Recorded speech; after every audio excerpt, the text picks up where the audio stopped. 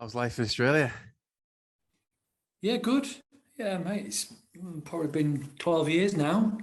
So just different way of life compared to living in the UK, I guess. The sun shines most of the time. So yeah, it's good. Maybe got a good life living here. Nice one, yeah. Are you able to keep up with City and all that over there? Um, yeah, I get to. I'll watch some of the games that kick off. Um, maybe early lunchtime. The 3 o'clock games become a bit too late at times for me. So, it's 10, 11 o'clock in the evening. The Champions League's 8 o'clock kickoffs. It's like 3, 4 o'clock in the morning for me. So I watch them on catch up. But I'll watch, now it's 7 hour time difference. I get to watch some of them. Yeah, nice one, yeah. Um, obviously like being a Hull lad, um, going back to the start, like what do you first remember about Boothferry Park? Um, Probably like the biggest memories, back then. I grew up as a followed rugby. I was not necessarily a football follower, especially when I was younger. It was more rugby for me.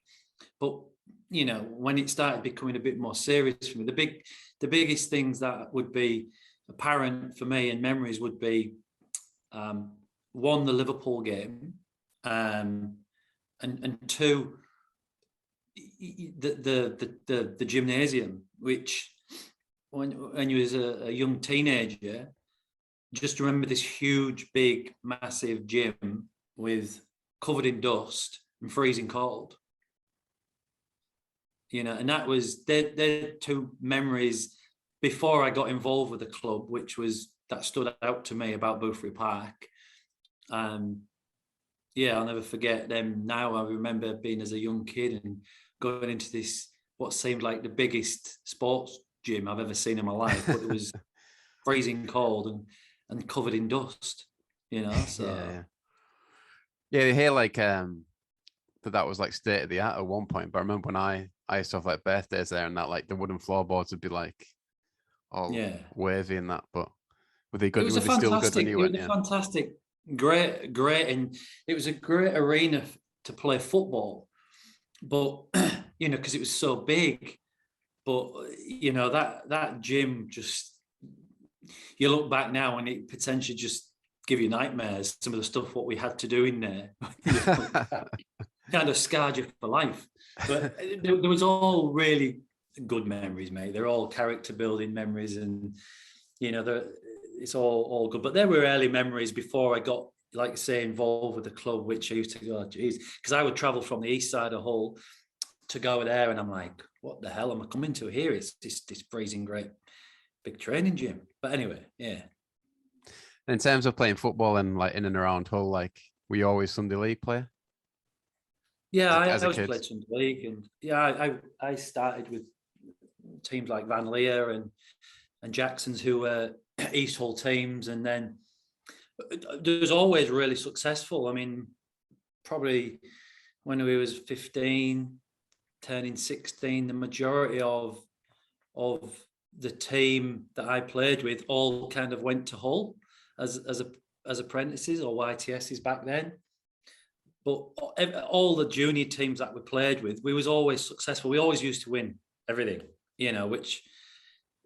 But then the majority of the players would then progress into playing as a YTS with Hull, I guess. So yeah, I mean, it's always been strong, as you well know. And I try and follow the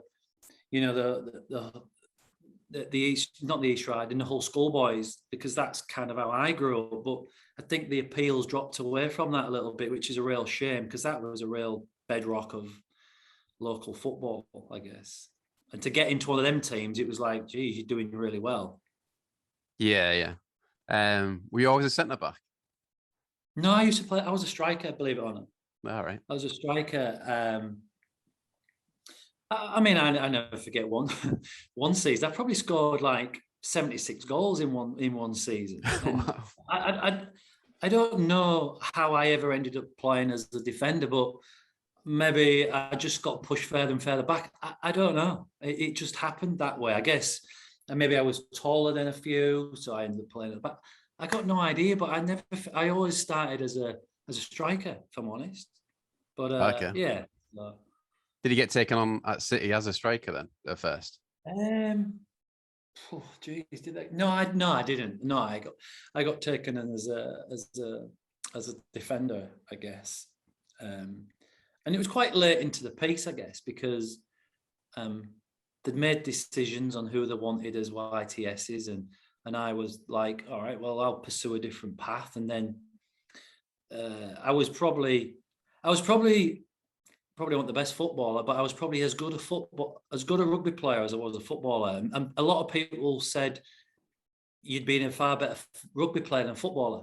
So I was at that brink where I was like, well, all right, fair enough. If they're not interested, I'll go and play rugby. But then I got a call, and we become a YTS, and that's kind of how it started, really. Okay, so because City made the first move, you kind of went with that kind of thing. Yeah, I mean, because like I said, my family have always been heavily involved with rugby, and like people say, you'd probably be a better rugby player than a footballer. And but then they came calling, and there was never a chance I was ever going to say no to it. Yeah, yeah. So, what are your memories of those apprentice days? And like, we had Gary Lineker saying you were good mates with him from being a young age. Yeah, I mean, we're still close friends. Gary was my best man at my wedding, and he's very close to me. Even though we're living opposite side of the world, we're still really close and catch up all the time. And look, I could talk forever about the memories. They're just some of the tasks that we had to do, which made you probably mentally strong that we are today, because of having to sweep stands and clean boots and clean washing and all those types of things that made you who you are today, in terms of giving you that mental toughness that you kind of needed. And I'm not so sure it's there anymore with kids, and I understand these reasons why they don't do it, but stuff like the cleaning of boots in the dressing rooms and all things that we'd get up to when you shouldn't have done, they're all, they're priceless memories that would never ever be taken away. And you don't ever get that in any other walk of life. What you do, you can go and be an apprentice plumber, but you would never do some of the things that we do and experienced. And some things are, for our ears only, that they're not to be shared with people, because some of the things we did, you probably wouldn't imagine was going on. And but they're good. They're good memories that you take away. Yeah, obviously, like Gary mentioned, some of the big characters like Billy Whitehurst and people like that. Do you have a good relationship with them? Yeah, look, I joined. They were still there when I joined, and it was always the away dressing room was for the young trainees, and the home dressing room was obviously for the first team players. And you would interact with them, and you'd have a bit of cheek with them, and but you kind of knew where you stood, and there was a line and that you didn't want to cross. And the dream was to get changed in the home dressing room, because if you got changed in the home dressing room, you was halfway there to kind of succeed in getting a chance to play. And yeah, you interacting. We like to Billy Whitehurst and your Malcolm Shottons and Gareth Roberts and people like these seasoned pros who have been there and seen what I was growing up doing. And I mean, some of the stunts that they would be pulling, it's yeah, it's just unrepeatable, some of them. Yeah. But yeah, do you think that kind of helped young players when they could see that steady path of progression, where it's like, that's the next step kind of thing? Yeah, absolutely. Because everybody wanted to come into work and get changed in the home dressing room. I mean, if you sat on one particular side of the away dressing room, you was struggling. You were struggling to kind of get a career going. But if you kind of progressed around the dressing room and then up the other side of the corridor into the home dressing room. And then there was a particular place where you started in there, and you kind of make your way around the benches to particular places, and then you're then progressing through the team, if you like. So yeah, there was a real hierarchy, and there was places where if you sat, and it's kind of hard to imagine, but if you sat at one side of the dressing room and then you made it to the other side and then you made it into the home dressing room, you kind of started making progression through the club, so it was always that, that ambition to go and sit at the other side of the dressing room, because if I sat at that side, I'm playing in the youth team in the first team, so I'm playing every week in the youth team, and if I sat at the other side of the bench, I'm then playing in the reserves for the first team, so it was all that little progressive steps that you used to take. And were there any like established players in your position that would kind of like take you under that would take you under their wing, kind of thing?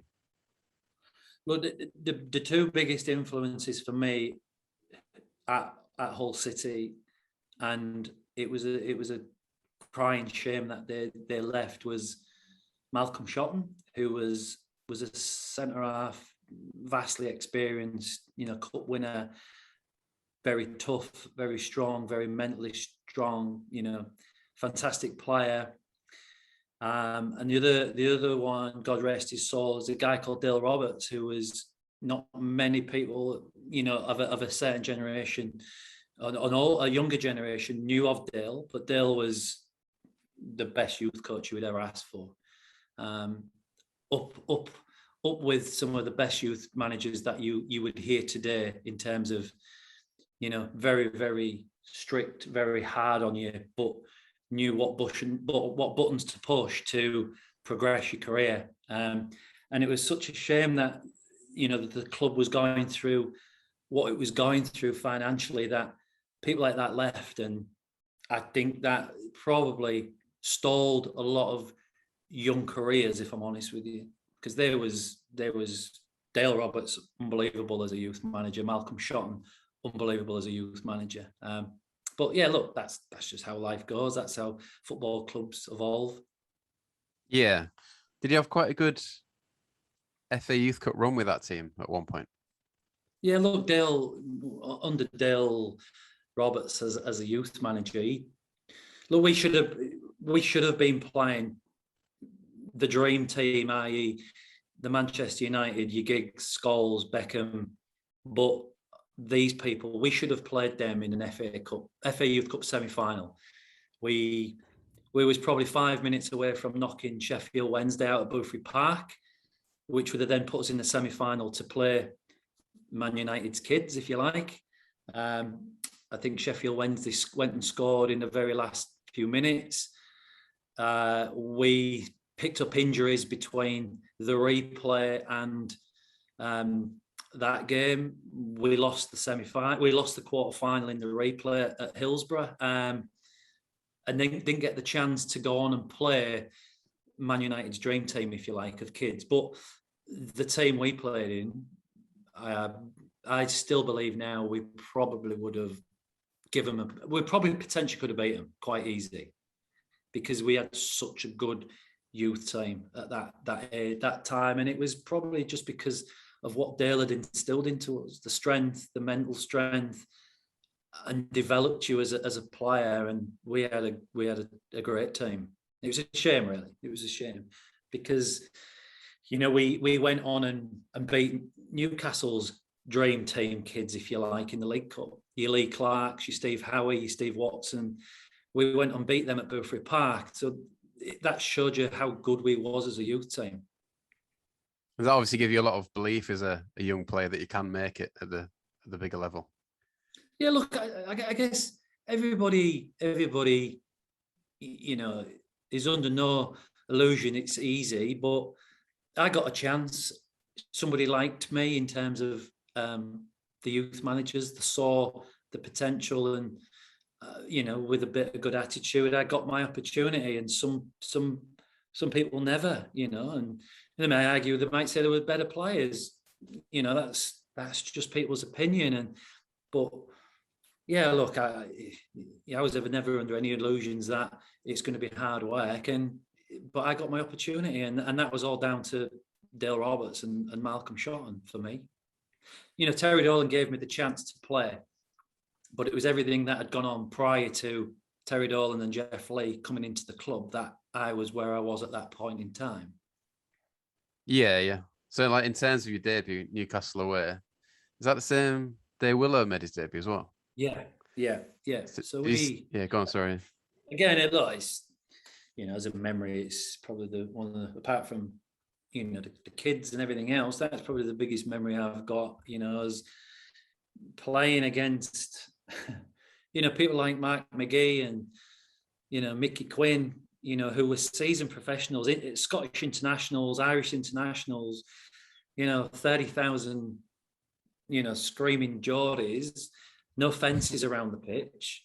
It was like walking down a tunnel, and I came out pretty much covered in spit and everything else that they're spitting at you, and I was like, Jesus, this is like a baptism of fire. But it was, the whole build up to the day was just amazing to play at somewhere like Newcastle. And now when you look where they are now, it's like, it's fond memories, mate.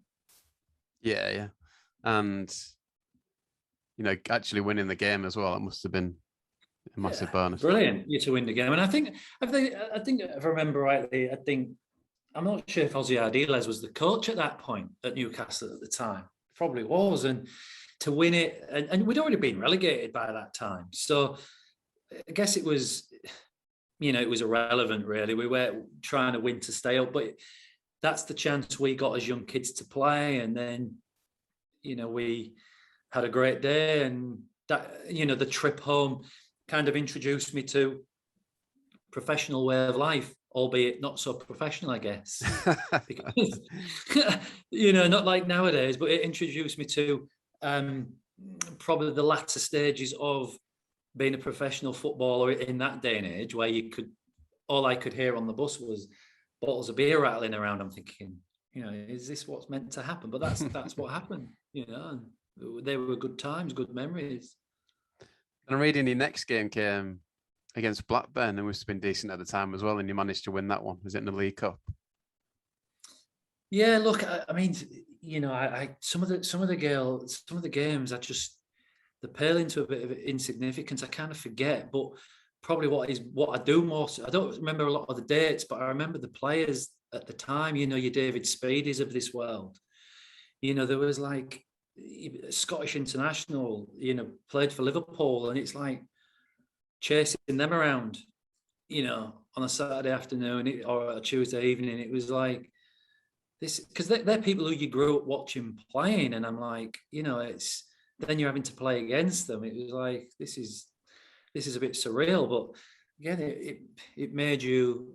The problem what we had, I guess, at that time was, by the time I was probably 21, I'd probably played 100 league games, and I guess nowadays you wouldn't be playing that many league games as a 18, 19, 20-year-old, but because the club was going through the financial problems it was, they had no choice. So you kind of had to learn really early, and you was playing against really seasoned professionals who was, you didn't necessarily always have that older head alongside of you, because the club was in financial struggles, and you was playing with, maybe me and Gary, and it was playing against Les Ferdinand and Gary Thompson at QPR, and you're like just bullying you all afternoon. And that was the challenge that we faced at the time with Hull, because like I say, you're playing 100 league games by the time you've turned 21, and you're like,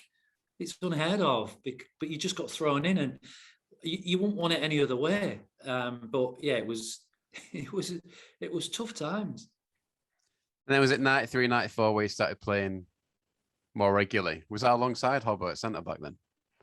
Yeah, look, you kind of started getting a bit older and a bit more wiser and a bit more experienced, and you got your opportunity. And there was some really good years for me, 93, 94, 95. And yeah, I started probably getting more regular, but playing, getting, really good performances was I was turning in, and and I was probably maturing too early, because I was probably only about 22, 23. But I was probably maturing that then instead of when I was 26, 27, 28. But I was having to mature a lot younger. And yeah, I probably played a lot of my better football then, but under really tough conditions, if that makes sense.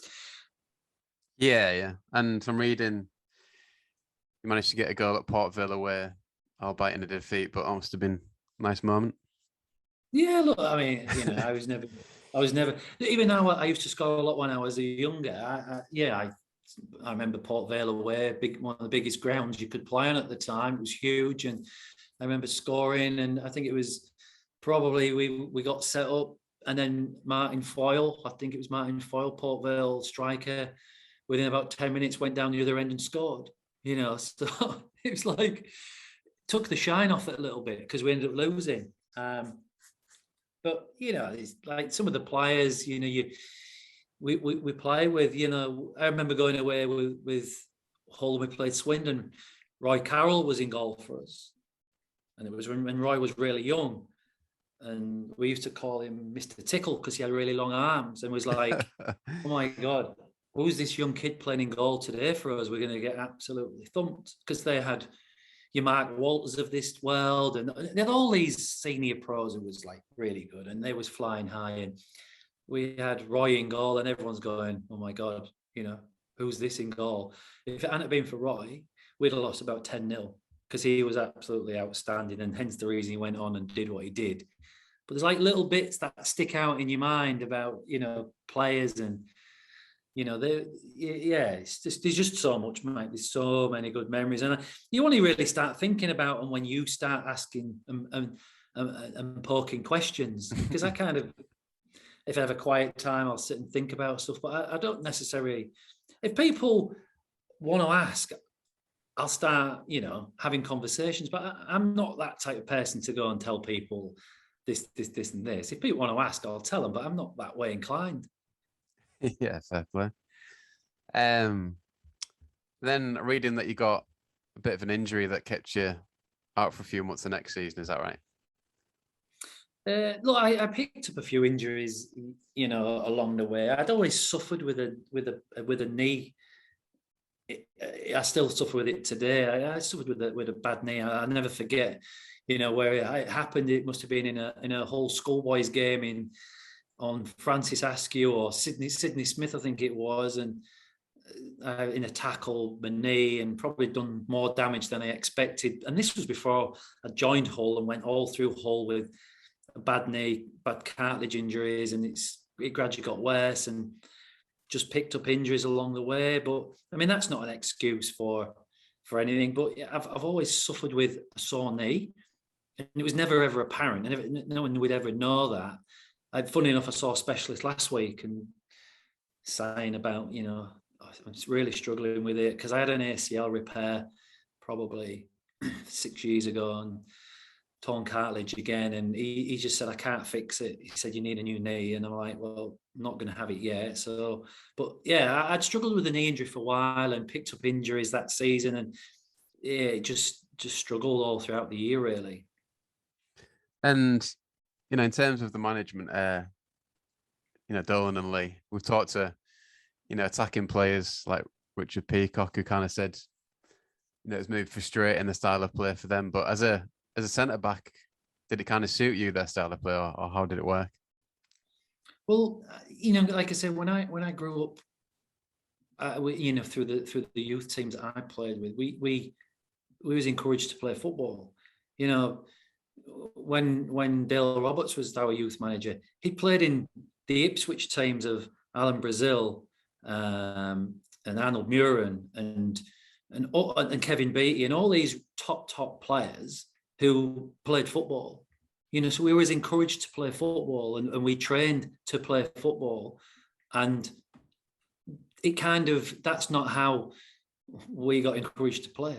we got encouraged to keep that ball as far away from our goal as you could get it, because they didn't want us to concede. Which a development of us, it didn't look great, and it wasn't pleasing to the fans. But, and I understand that, but we were encouraged to play balls behind other teams, and ultimately that ball was as far away from our goal as they could get it. It's not how we grew up playing, but that's kind of what we was told to do. And if you didn't do that, you knew about it, as you probably would recommend. You gather that with the likes of Jeff Lee. Yeah, I mean, you've heard a few stories about Jeff Lee. I think Sam Sharman said he was known as the fire starter at some points or something. Yeah, look, Jeff's a good guy. He's a good guy. Get him out of football. Jeff's a good guy. But, geez, honestly, he had his way of, his methods, and as a 18, 19, 20-year-old, did you want to question their methods? Probably not, because you weren't in a position to. I don't think those methods, what we got encouraged to do, helped a lot of young players, and there was a hell of a lot of good players, young youth players at Hull, and never got that chance because they just got killed by it. It was really tough going, and a lot of that was the club was in a financial difficult time. So I understand. I was a lucky one. I got the opportunities to play, but there's a lot of kids didn't get the opportunity, and it probably, a lot of the good stuff didn't get they didn't have the opportunity to bring it out of them, and it got knocked out of them a little bit, if I'm honest with you. And in terms of like contracts, like Hobbo was saying, when he felt he had a raw deal, he went to talk about it with Terry Dolan and got a bit of a dressing down for suggesting he should get more money. Did you have any experiences like that? Yeah, look, I had a great season in 95, 96, and there was interest from other clubs. I know at the time Swindon was sending scouts regular to watch, and there was interest coming, and I went on a month-to-month contract, and I was having a great season. I remember it got to December, and I'd had a fallout with Jeff. He was telling to do something bizarre, and I was like, well, I don't agree, that's not right, blah blah blah. This was at half time, and I think I came off, he took me off, and then on the Monday I said, right, I'm going to go in and speak with Terry, and I said, look, I think I'm doing really well. I think I should really be getting another $20, another £50 or whatever it may be. And he was like, no, you're not having it. And I said, well, I think I deserve that. I've done well since I was a kid here, and I've been very loyal to the club. And, I'm not asking for a lot, but I think I deserve a bit of loyalty coming back from the club after everything I've, helped with and done. And they weren't prepared to give me, an extra few pounds. And I took the choice, I'm going. Rightly or wrongly, I took that choice and left. And probably that's, within probably 3 or 4 months, they'd gone, Jeff and Terry. So if I'd have probably stuck it out, it probably might have worked out different. But out of principle at the time, I thought it was, I wasn't happy with how they was conducting certain things, and we had a fallout during a game, and I put my cards on the table to Terry and said, look, is there anything there financially for me? And he said, look, we are struggling. And I took the choice, that's it, I'm going. So I left. Yeah, fair play. And it wouldn't, it was probably one of the hardest things I will ever do, because it's my hometown club. I've got not many memories, loved playing for my hometown club, and to have to leave was really, really difficult. But it makes me a better person, made me a stronger person, made me a mentally stronger person. It makes me a better person in business now, that, how I deal with my staff now, it makes me a better person for that. So it's all been character building, but it was difficult leaving at the time, and probably it's the biggest regret, I guess, is leaving when I did, because they left within 3 or 4 months of that happening. Just skipping back a bit then to 95, 96, where you start playing regularly again after injuries. Obviously, a tough season on the pitch. I mean, tough season on and off the pitch, but were you just glad to be back playing again?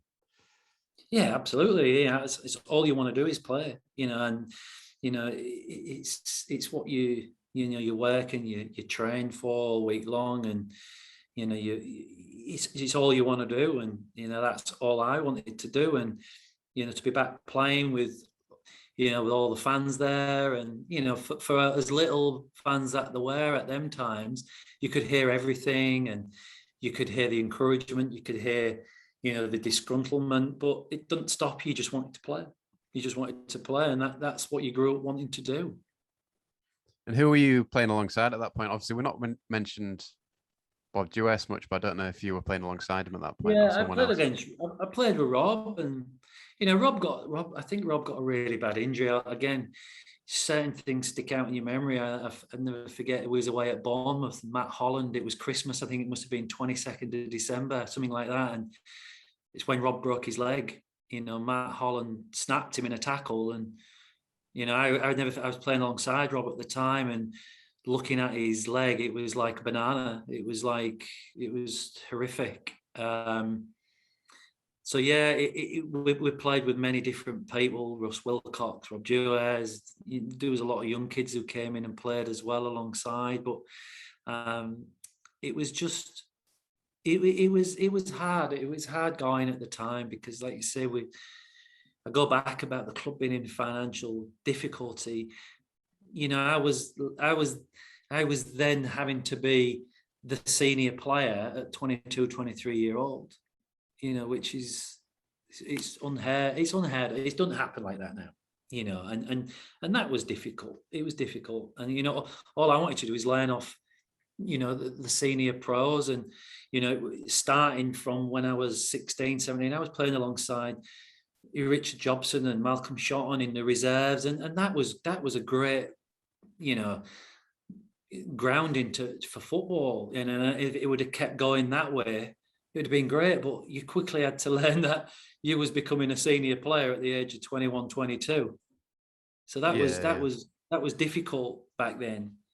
But you just wanted to play, and you had many different partners who you played with, Gary and Rob, and maybe Neil Mann would have played there, or it was Simon. Can't remember what his name is, but there was that many, mate. It was just there was never really any settled back four that you could just keep playing. There was always chopping and changing because people was young, and you couldn't get a settled team. And, when the likes of Dino and Linton Brown are getting sold, are you kind of used to it at that point that your best players are going to go, kind of thing? Yeah, look, I mean, it's inevitable wherever you play. The best players are always going to go, and especially at Hull. I mean, Dean would always have gone anyway because he was head and shoulders above people, so he was always going to go.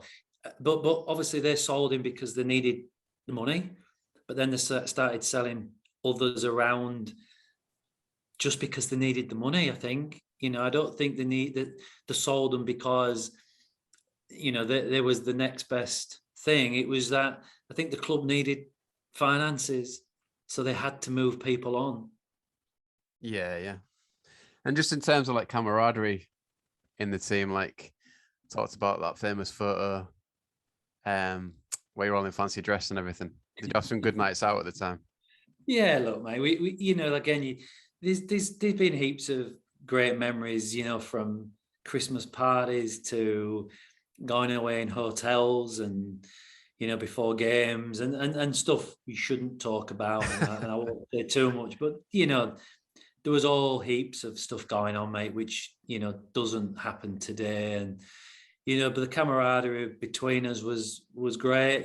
Everyone would be taking the piss out of each other, and your shoes had been nailed to the wall, or your socks had been cut up, or my car had been pinched, or there was heaps of stuff. Everything that you hear what footballers do nowadays, it's no different whether you're playing at Tottenham or at Hull these years. That just happened everywhere. I was listening to TalkSport the other day, and someone was asking Ali McCoist about what was Gaza like, and brand new car. He'd bought a brand new car. He'd put a fish in the boot so he couldn't get the smell. So all that type of stuff, mate, went on. Believe you me, that happened at our level and their level. And, you know, I'd walk through Hull City Centre, come back and, you know, my car would be covered in soap suds, or it wouldn't be there, or it happened. It went on and it happened, you know. So it's, yeah, we got some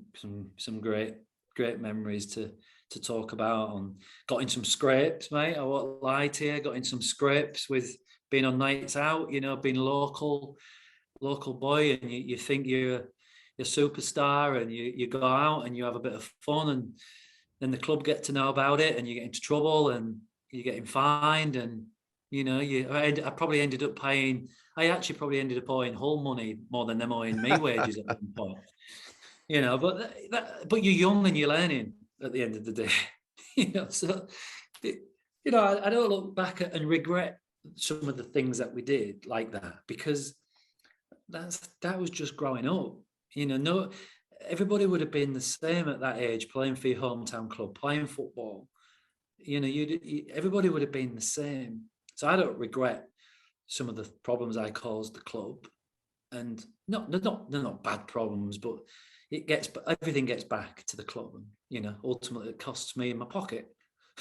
Probably still should be paying them back now, I think. You know, we've talked to players like Adam Lothorpe and Hobber about the protests at that time. And they kind of said they felt the fans looked after them, even if you were scrapping with them at times. Yeah, how did you feel at the time? Yeah, I agree. You know, we was all in that same boat.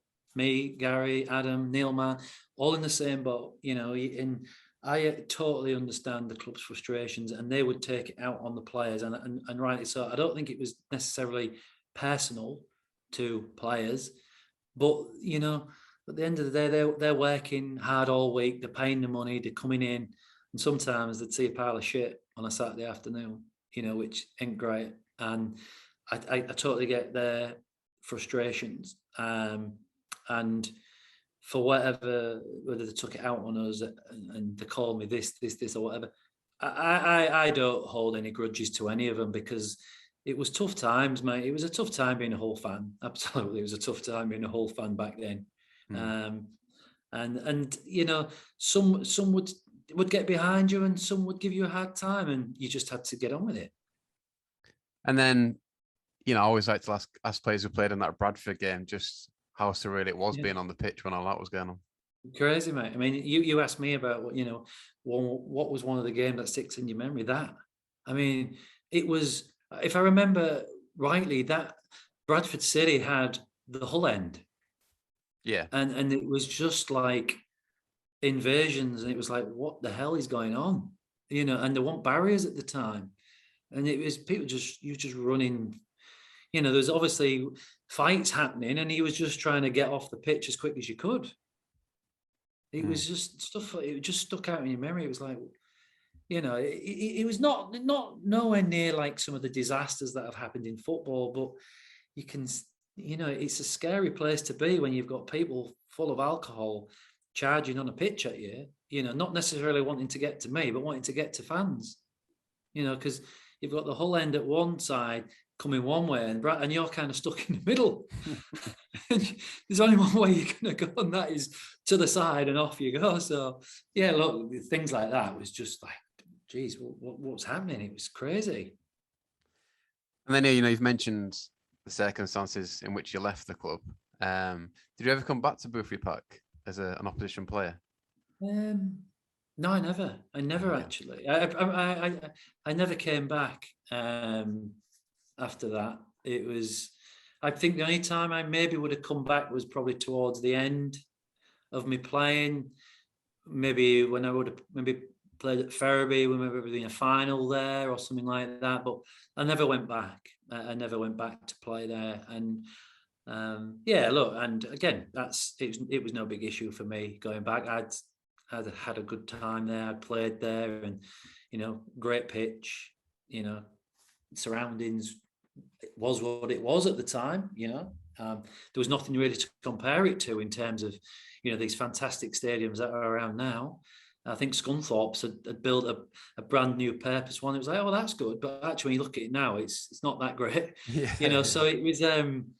It was. I didn't never regret going back. It was never a big thing for me to go back. I mean, once it's done, it's done. I move on pretty quickly with stuff. I don't sit and dwell on things. And I had a great time. Did everything what I wanted to do in terms of becoming a footballer. Played for my hometown club. I don't sit here today and go, I wish I'd have done that. I wish I'd have done that. I've moved on. I've got a great life. I own 2 businesses over here, and I've got a great life. So I don't look back and I wish I could have just done that. I wish I'd have done that. Yeah, maybe shouldn't. I regret probably not signing when I look in hindsight what happened, but I don't regret anything I did when I played for Hull. Yeah. And then like the few clubs you went to afterwards, you only played a handful of games for. Was that down to injury or what happened before Singapore? I left Hull and went to Swindon and did some. I did a couple of weeks trial there, and Steve McMahon was the manager at the time there, and played a few reserve games, and it looked like it was going to happen. And my problem was I was travelling backwards and forward to Wiltshire, which was a big trip, and it didn't work out. And then played a few games at Oxford and played a few games at Ferriby. And then I remember Ferriby, we got to the semi-final of it would have been whatever cup Ferriby were playing. I think it was a Vase or something, yeah. A Vase Cup. And then Chesterfield rang me up and said, we want you to come and play for us. And I was like, all right, but I've got a chance of playing at Wembley here. So you can either have a full-time job again, or you can play part-time at Ferriby. And Ferriby are on the brink of going to Wembley. Again, every boy's dream was to play at Wembley. And I was like, oh, so what am I going to do? Anyway, I took the chance, went to Chesterfield. Subsequently, the chance to play at Wembley happened again because they got to the semi-final of the FA Cup. Oh, wow, so you were there then? I was there then. So being in and around Chesterfield at that time was like, oh my God, what's all this? I was getting measured up for my Wembley suit at one point because we was literally on the verge of going to Wembley, and the euphoria and all the press and all the trappings and the clothing and the tracksuit. It was like something you'd never seen before. I was like, never have experienced anything like that. But we should have, when you look back, we should have been playing Chelsea at Wembley. As daft as it may sound, like, we should have played Chelsea at Wembley. We got robbed on the day against them because it was unbelievable. But we was getting measured up for suits and everything. It was like, this is great, but it didn't work out. And then I stayed to the end of the season, and didn't sign any more deals with them. But again, great memories, great players. I mean, playing alongside Sean Dyche, Burnley manager now. I've got videos when you probably want to see it. There's a video on YouTube. You remember They Think It's All Over? Yeah. So there's a video where Chesterfield was the guest, the sportsman. So we walk on with the FA Cup, and I'm sat on the front row, and and Lineker's feeling whatever hair I've got left, and the Rory McGrath, I think it was. So they was on there touching us, feeling us, and that's what the euphoria was, because we'd done so well in this FA Cup, and then it didn't work out. Replay lost, and then it kind of all went back to normal again. So I had some really good rides and experiences, mate. Unbelievable. And then went and played overseas in Singapore, which was, again, mate, brilliant, absolutely brilliant time. I saw Sean Dyche's penalty from against Middlesbrough recently. It's like the most emphatic penalty I've ever seen, I think. And he is exactly what you see him on the TV. You either love him or hate him, because he is exactly that type of person. But yeah, he went on and did well for himself. And yeah, look, there's heaps and heaps and heaps of memories. I'm not into writing books. Nobody want to read my book, but people want to ask me. I could sit and talk for hours about some of the stuff we've done and did, and so. Yeah. And yeah, you mentioned Singapore. Like, how did that come about, and what was that like for a couple of years? So Bob Davidson, who played for Hull at the time, you know, he's ex-Leeds United. He was playing for Hull. He became an agent and said, "Do you want to?" I said, "Oh, I'm getting fed up. I want to go and do something different. I want to go and play somewhere different." And he actually said, "Do you want to go and play in Australia, where I live now?" And I was like, "Well, I've never really heard of it." You know, the place where he was asking me to go to, and I was like, "Oh, probably not that keen." And he said, "Oh, look, there's an opportunity to go and play in Singapore."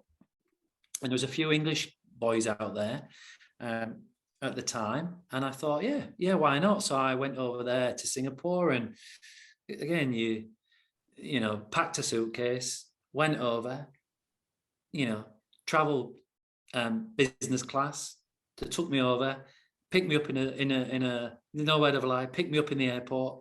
You know, it was like royalties got off the plane, and I'm like, hang on a minute, I ain't that good. But they come pick you up. You know, they've got all the fanfare going on. They put you up in this fantastic accommodation, 3-bedroom apartment, swimming pool. You know, in the heart of Singapore. I'm like getting really well paid. I'm like, how did this happen? And I'm like, and then playing, it was like brilliant. Like I'd train at 6 o'clock in the morning, and I'd train at 8 o'clock in the evening, because that was the cool air times. And you know, we'd get sponsored. The team was sponsored by Nike. I'd be walking around Nike factories. I'd be picking a watch. I'd be wanting them trainers. I'll have that tracksuit. My friends would come over and see me. And at the time when I was there, I think Brazil, Holland, and Italy were all sponsored by Nike. My pals would come over, and I'd say, right, come on. We'd jump in the car. We'd go to the Nike factory, and the boys would be picking. I'll have 3 away Italian shirts, and I'll have 3 home Brazilian shirts, and they're going, yeah. We'd walk out with great big bag fulls of watches and tracksuits and running shoes. And it was like my pals would come over and be like, this is great. You know, it was a different world, mate. Honestly, it was a different world living over there. And we were successful. We did really, really well. The problem what had killed us is we had to kick off at 5 o'clock. It used to kick off at 8 o'clock. We kicked off at 5 o'clock because of the World Cup, because there was trying to get the games and watch the games. So we kicked off at 5 o'clock. The heat killed us. The heat was absolutely horrific. So, you know, like the manager back then, what I had, I'll never forget him. He was an English fella. But I'm talking like 20 years ago. This guy, when they're talking about heart monitors and recording your data and your stats, 20 years ago, the manager I was playing for was doing that. Not with chips and devices and heart monitors. He was doing it on steps, and, you know, he was monitoring the amount of steps he was doing by certain runs that he could get data out of you. And he would be saying, if you're not running X amount of yards, that's why we're getting beat. And at the time you go, why is that relevant? You know, because I hadn't ran 10,000 meters today. Why have we got beat?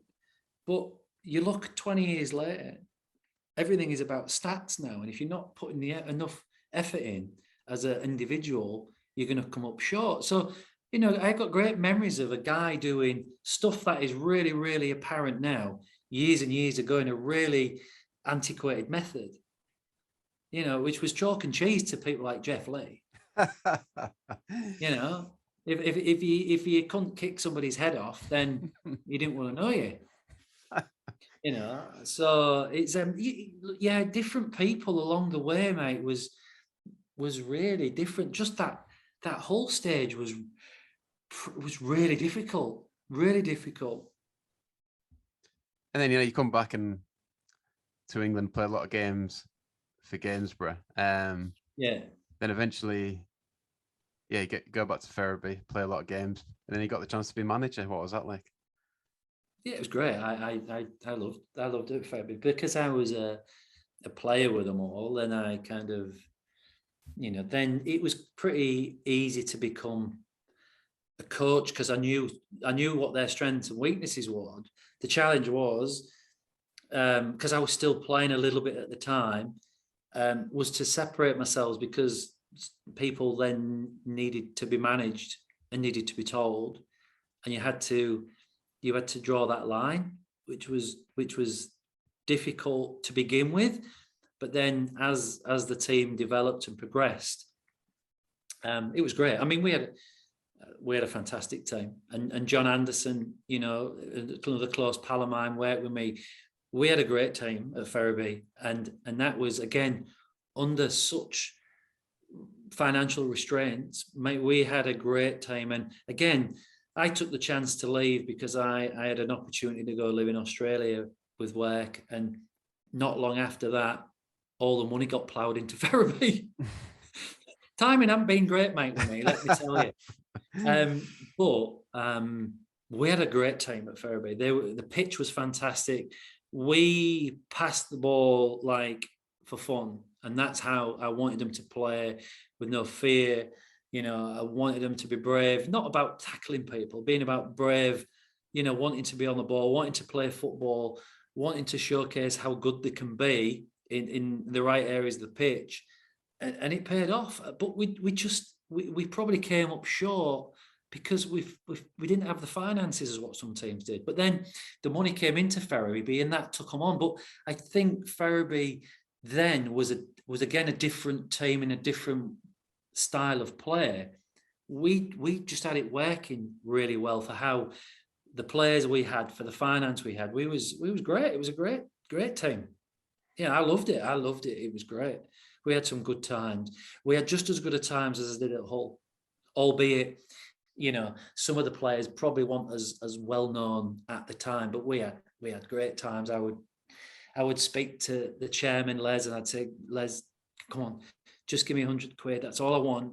And I'd take the boys out, and we'd get on the beers, and I'd take them for a curry after training, and you know, we'd find somewhere where we could just sit there and have a few beers and drinks and have a laugh. And it was just like the good old days, being back in Hull, you know, with the boys.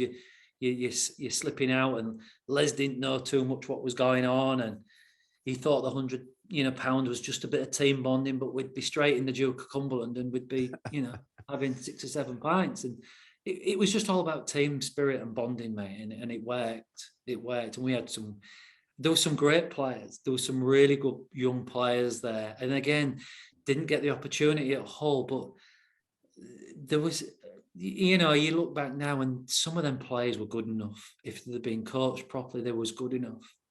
But it's the same with a lot of people in Hull and around the country. Just that opportunity, just didn't get the opportunity. I was fortunate I had it and I got it, but there was a lot who didn't. But there's a lot of really good players, mate. A lot of really good players. Was Gary Bradshaw there at that point? Yeah, Bradders was there. Bradders was brilliant. Scored, you know, he was brilliant. He scored heaps of goals. Great player. Shit attitude at times. But that was Gary. You know, if you could manage his attitude, he was a great player. But again, you know, he didn't really get... He was at Hull at the wrong time. He was at Hull at the wrong time. It was never going to work for Gary at Hull because he was not what they was wanting him to be. But great player, unbelievable, you know, goal scorer. Like Dean to a degree, you know, could get the ball into him, could hold it up really well, you know, could roll his players. Not very big, but you know, he was nasty. He could put his foot in. But yeah, he just didn't get that. He just didn't get that nurturing that a manager needed to give players like that, and he would have been successful. I'm sure he would. You don't score the amount of goals at whatever level. He was a good goal scorer, mate. And goal scorers, whoever you're playing against, he knew where the back of the net was. Yeah. And just in terms of coaching, like, is it something you've carried on in Australia or not really?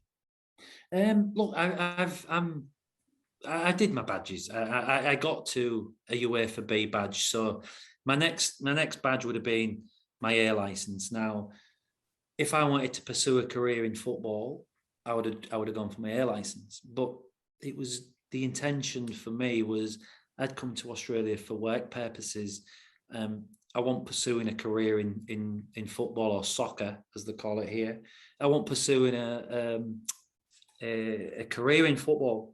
So it didn't appeal to me to go and get my badges, i.e. my full license. But I coached, the kids, my girls. But yeah, that's as far as, and I was comfortable with that. I didn't want to go full time with it. There's a lot of people who want that full time thing, and I loved what I did at Ferriby. Absolutely loved what I did, and probably could have done all right out of it. You needed a break. You needed the chance to go on and coach somewhere. I mean, ultimately, you're going to get the sack at some point. I mean, that's there's nothing sure in soccer, in football. Like, you're going to get the sack as a manager at some point. Yeah. I had a career outside of football by then, and that's why I've never longed for football. I've never longed to have it back. I'm too busy, mate, with what I do at this moment in time. I've got too much happening, and that's why, I probably left football at an age where, I had to pursue something different. And now I don't long to play football. I don't long to coach football. I'm just a supporter. People say, "You're going to come and play?" And I'm like, "Not interested. I'm happy just to play golf." That's Sounds how pretty good. I am. Yeah. It's just your time, mate. Like, just finished with a few social media questions. Yeah, that's all good. And then one from me. Like, is there a toughest opponent that stands out that you played for in a City shirt? Played against in a City shirt, sorry. Look, there's been a few. And like, when I've gone back to being quite young and playing against some very experienced players, there's been a lot along the way. Like you say, David Speedy, Mark McGee, Mickey Quinn, but probably the one that stands out most was Les Ferdinand. When he was at QPR, he played up front with Gary Thompson. I think me and Gary Hobson actually marked him. Mate, he was the strongest person with the hardest head you have ever played against. Strong and quick, and yeah, he was tough. But there was a lot, mate. There was a lot. But for any notoriety, probably Les Ferdinand was the best. Right. Yeah. And then on Twitter, someone called Hebben Metro ASC says, "Name your best boot boy." My best boot boy, Steve Mulligan. He might be the guy behind this, I don't know. And I'll tell you why. Not because my boots was clean, because his mum used to make him the best packed lunch, the best sandwiches, which I used to take off him. That's why he was my best boot boy. Yes. And then Gary Hobson says, "Who was the worst player you played with at City?" Oh, mate, there's a few, but I've got to be careful what I say, because that might come back and bite me. But there's been many. I don't know whether I should say. Look, yeah. Who was the worst? Probably Chris Lee, I reckon, just because of his dad. Yeah, fair. Do you think? I mean, he's a good guy. He's a good guy, mate. I'm kidding. But look, there's been some shocking players. I was never the best footballer in the world, but you know what? It is what it is. Yeah. Look at that rascal. Oh, wow. Mega. Man, is that the worst football shirt that was ever made? Huh? I love that. Terrible. It's probably the memories, but yeah. Oh, look, mate, it's one of that is, yeah. There was that one, and this one was always a good one. I've got a couple in frames, but these are memorable ones for me. Probably the worst one is the one that had the great big carpet tile on the front. The needless one, yeah. Jeez, how do you feel about 2 stone heavy when it was wet? It was the worst kit you could think of. But yeah, that was a good one, mate. But look, I've only got this one, and look, I guess I probably wouldn't let go of it at the minute, just because there's probably not that many of them around, and yeah, fair play, mate. Yeah, is it number 4 you've got on there? Yeah. So, but yeah, and I think my dad's got the green and white checked one. Do you remember that one? Yeah, bonus, yeah. Yeah, I guess that. I think we played in Newcastle. I think that was the one that my dad's got. Yeah, so that was another shocker of a shirt. I think the ones The ones you can't get hold of are the IBC ones. He said, I think I've got an IBC one in there, just the plain yellow one yeah, and the maroon with the one. red IBC on. That's the one he's after, yeah. But Yeah, I think I've got one of them in there as well. all right, But okay. yeah, look, I probably will just. I mean, as you can see with this, there's a reason that's not in a frame on my wall Yeah. for obvious reasons, you know. But I've got a couple at work on the wall at work, so yeah, look, that's just sat in a cupboard for forever. This one.